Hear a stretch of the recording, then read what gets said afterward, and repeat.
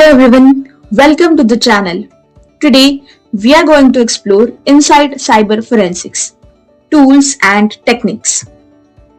Cyber forensics play a crucial role in modern investigation where digital devices are involved in almost every type of crime.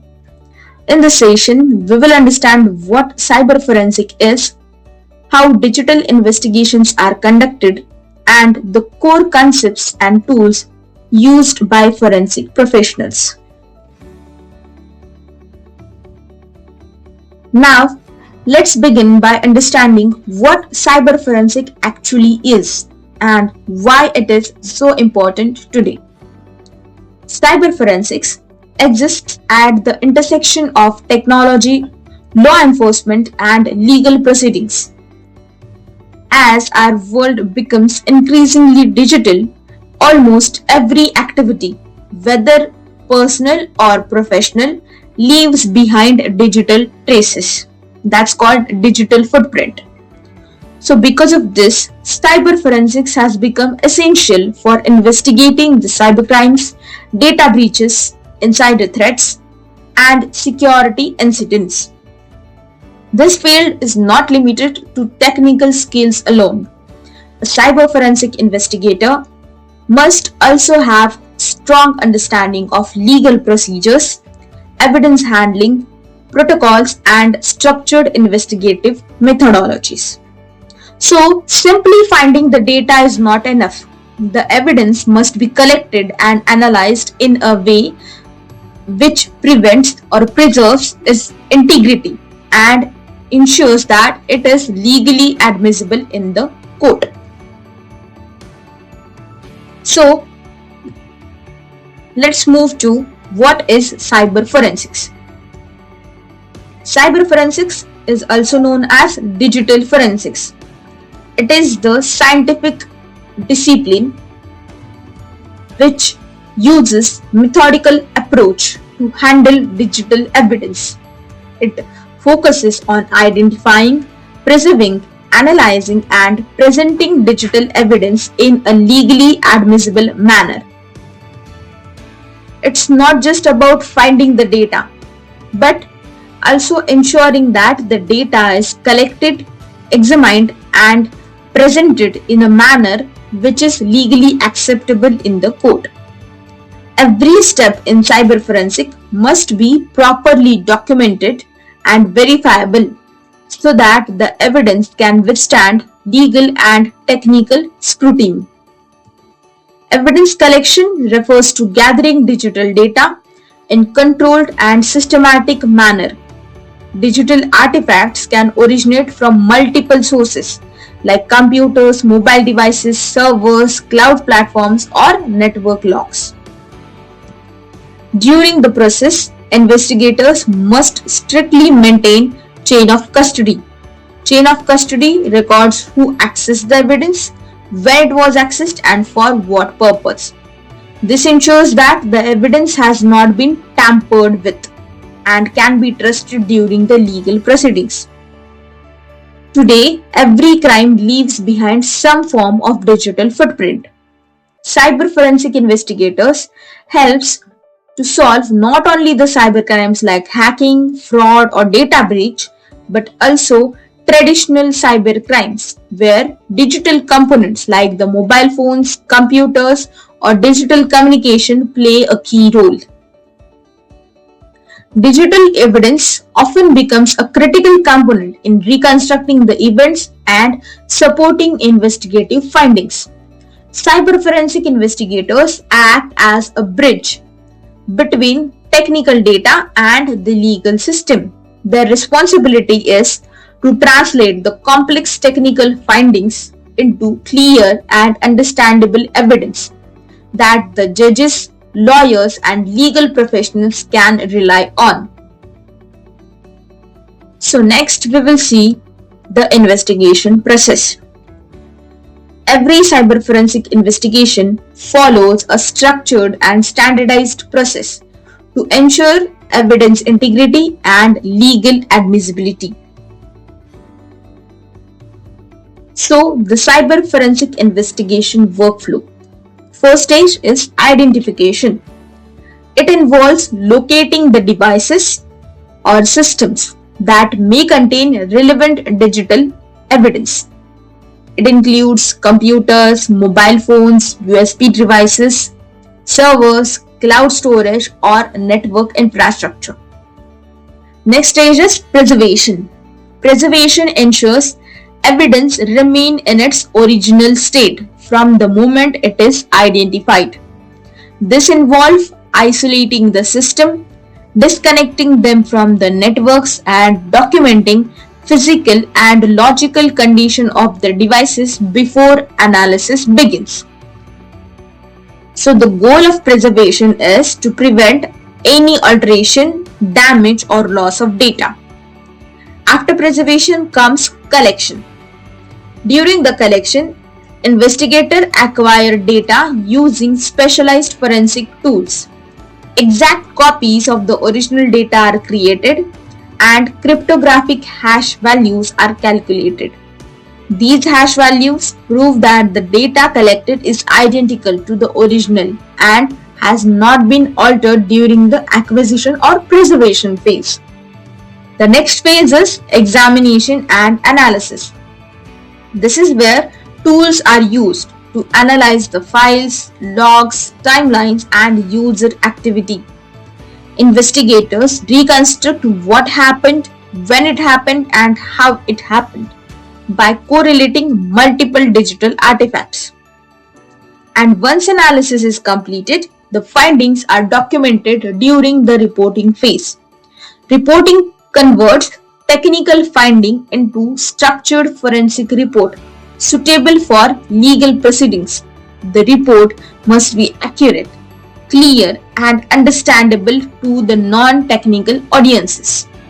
So this is all about the cyber forensic investigation workflow. Next we will see the golden rule of forensics.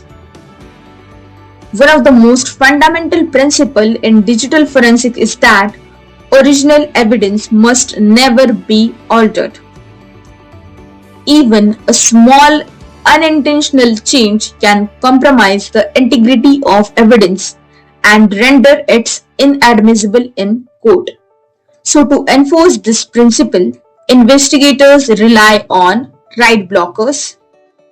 Write blockers are used to prevent any data from being written to the original storage device during analysis.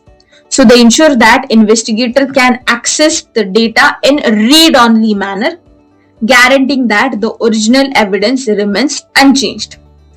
Then forensic imaging and hash verification. Imaging, it creates a bit-by-bit copy for analysis, and hash verification ensures data integrity. Then chain of custody. Chain of custody documents every individual who accessed the evidence, then every action performed on it. So this maintains transparency, accountability, and procedural integrity throughout the investigation life cycle. So next we will see the core technical concepts in digital forensics, that is imaging, cloning, and hashing. These are the three fundamental concepts which forms the technical foundation of digital forensics.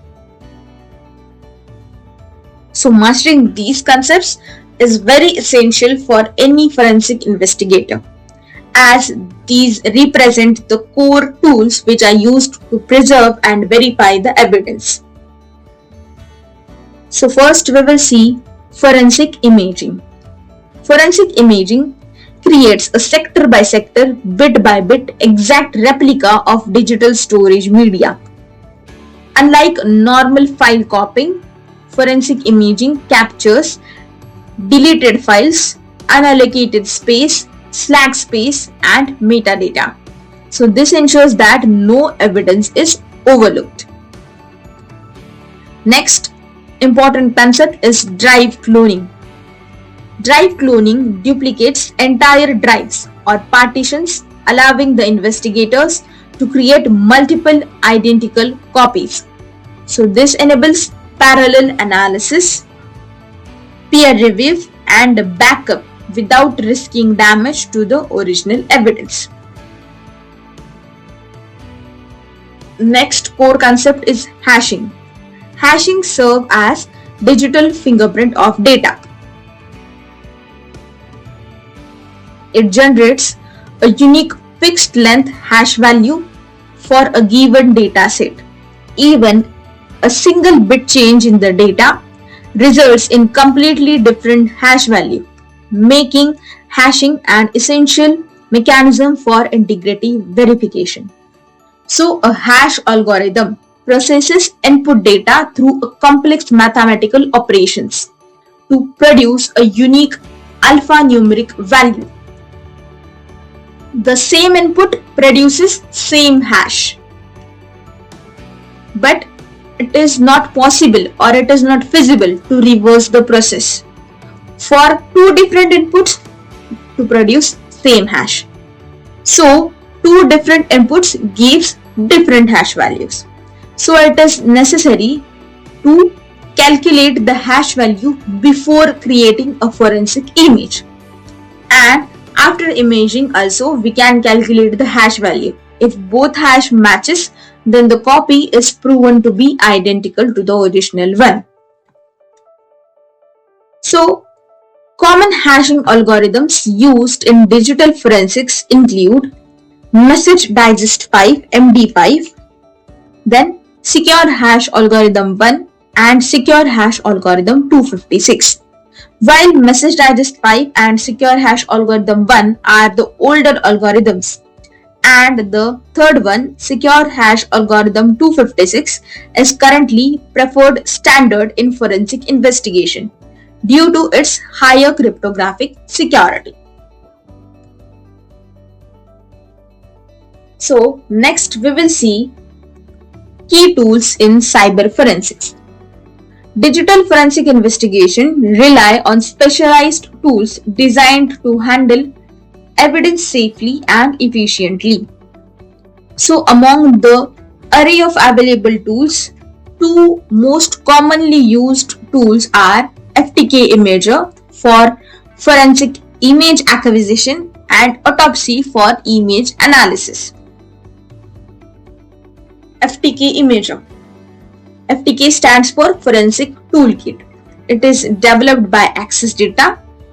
So, it is the powerful tool which is used to create forensic image of a digital storage media. So, it allows the investigators to preview the file content before imaging, which helps them to assess whether the device contains any relevant evidence or not, so that they can prioritize it. Then multiple format support. FTK Imager creates forensic images in various file formats like E01, then AFF, RAW to meet different analysis and storage requirements. Hash verification. FTK Imager automatically calculates and verifies the hash values during the process of imaging. And metadata preservation. So it preserves the file system metadata, timestamps and directory structures. These are essential for timeline analysis. Next is Autopsy. Autopsy provides powerful analysis capabilities like timeline analysis, keyword search, file carving and hash analysis. So this helps the investigator to reconstruct the events, recover deleted data, verify file authenticity during investigation.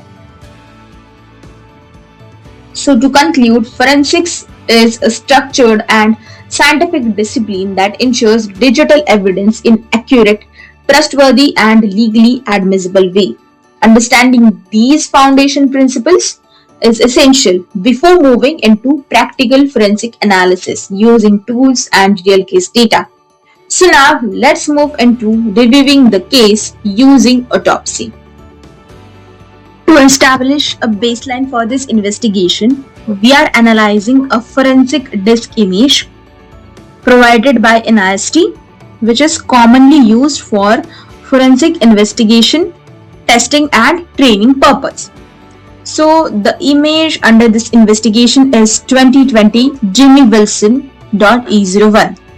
So once the case is created in autopsy, the tool presents us with a structured forensic workspace where all analysis is performed in read-only environment, ensuring that the original evidence remains unaltered.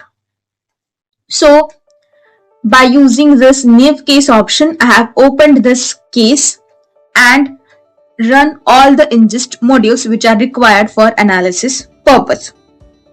So at this stage, there is no a predefined conclusion like what occurred on the system. So the first investigative approach is to look for the indicators of suspicious activities. So first we will have an overview of this autopsy tool. So as you can see in this left panel, autopsy has organized the entire disk image for us. So in the data sources, you are able to view our image file, that is 2020 Jimmy Wilson E01. So E01 is its file extension. So below this, you are able to see file views. So autopsy allows us to view all files present in the image and categorized in multiple ways. So this includes viewing files by file type, then deleted file size, then file size, then by extension, by MIME type. So the deleted files is most important one. This capability allows the investigator to identify anomalies without manually browsing every directory. So below this we have data artifacts. So this is where autopsy truly becomes powerful. Data artifacts represent interpreted user activity, not just the raw files.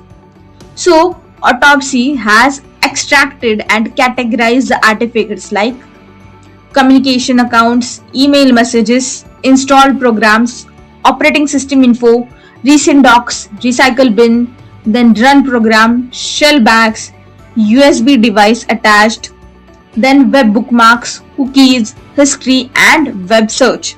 So this artifacts helps to reconstruct how the system was used rather than just what files existed. So in the right panel here, you'll be see the data sources. So if you click on anything from the left side panel, like we will first click on the file types, under that by extension. So in the right side, you'll be able to see the files present in that. Like by extension, here it is divided into image, videos, audio, archives, databases. So if we click on images, we'll be able to see all the image file with the JPG, PNG extension. And here in this video, you'll be able to see the details of that file. Like in the application, you'll be able to see its image, like it's an JPG format. So we will be able to see what exactly the image is.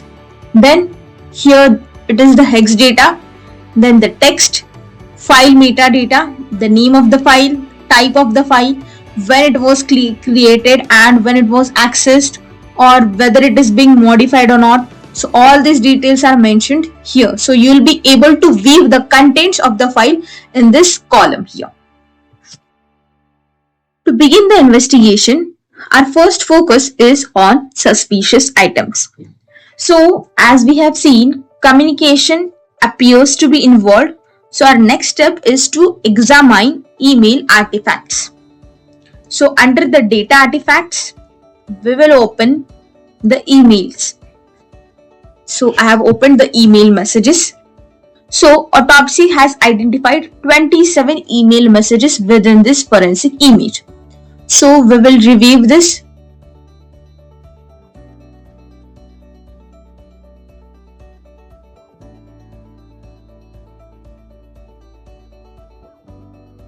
So as you can see here, it is being mentioned email from and email to, along with the subject, date received, and the message. In the plain text, the message ID and data source.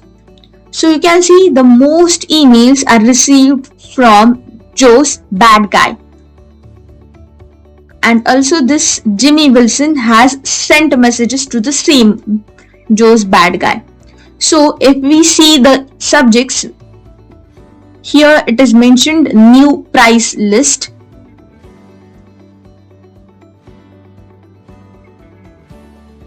So the Joe's bad guy has requested the new price list. And Wilson has attached few attachments here. As you can see in the text, it is written attached you will find my new price list, and in the attachment section here is the attachment which is in text. So if we view this in the window, so we'll be able to see that it's an encoded message which is being encoded using the BC text encoder. The version is also given here. So here encoder is used. If we see another message, here there is another text file which is again encoded. So if we see,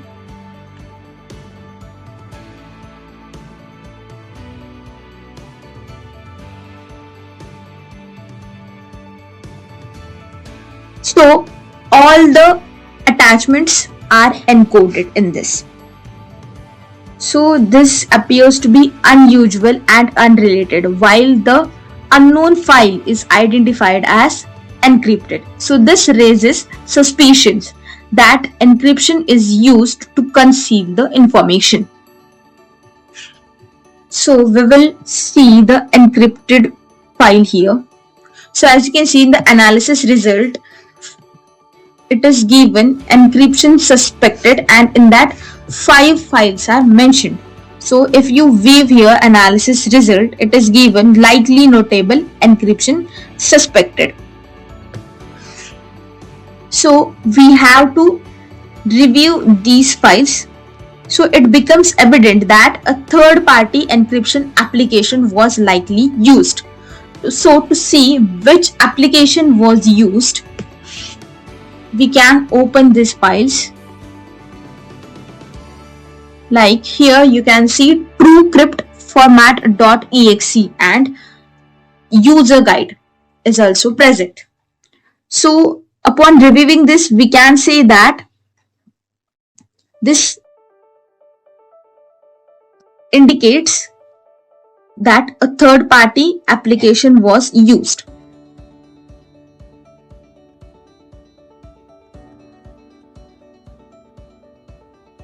Also, our previous indicators have suggested us the use of BC text editor for encryption.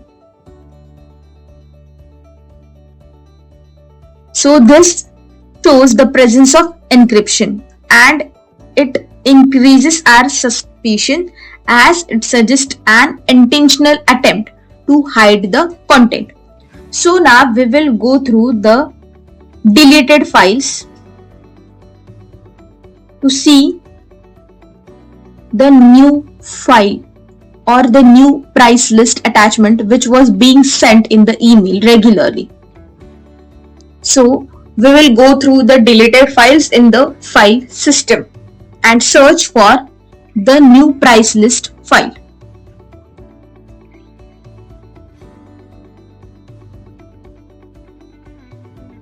So as you can see here, it is the new price list. So the first file is encoded.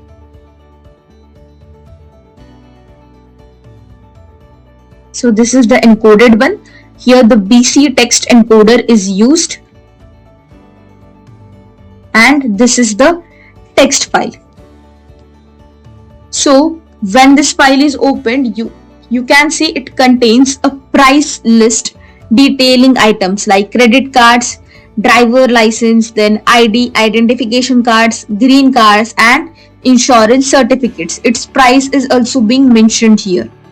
So this document directly confirms the nature of activity which is discussed in the emails. And as we have seen, our analysis also shows that the system has also installed TrueCrypt. So it is a tool to create encrypted virtual drives.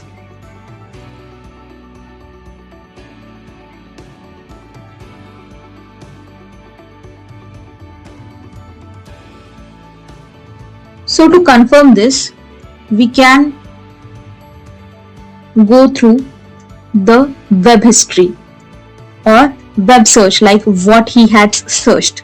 So if you see here, he has searched how to steal identities, then how to disappear without a trace, identity theft.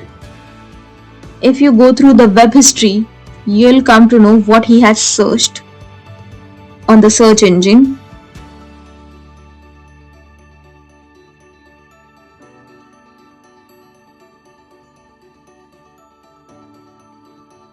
Like here it is mentioned, how to disappear without a trace,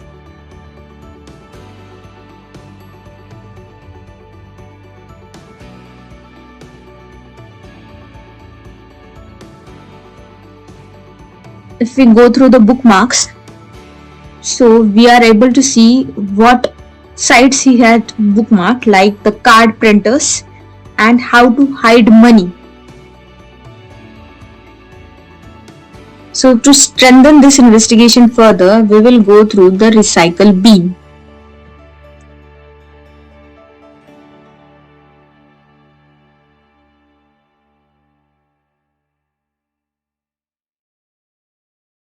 Like you can see here, it is a driver's application form for employment is being deleted in the recycle bin.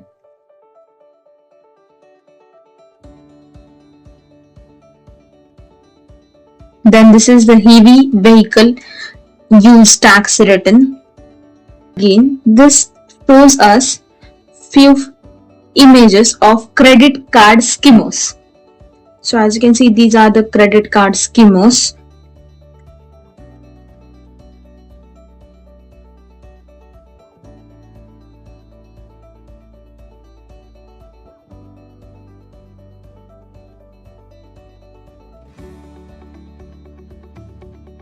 So this document, or by tracing all these activity, it confirms the nature of activity which is discussed over the emails which we have seen previously. So there were files which we find related to credit card schemos, then printing driver license, then using tools for document forgery. So this strengthens the evidence narrative by showing not just intent but its preparation also. So throughout the process, autopsy demonstrates its ability to identify the suspicious communication, then detect encryption usage, reconstruct the timeline, and recover deleted and hidden content, and to correlate multiple artifacts into a single investigative narrative. So this concludes the review of the case using autopsy. So this walkthrough demonstrates how open source forensic tool can be used to systematically analyze a disk image, uncover concealed activity, and reconstruct user behavior, all while maintaining forensic integrity and evidence reliability.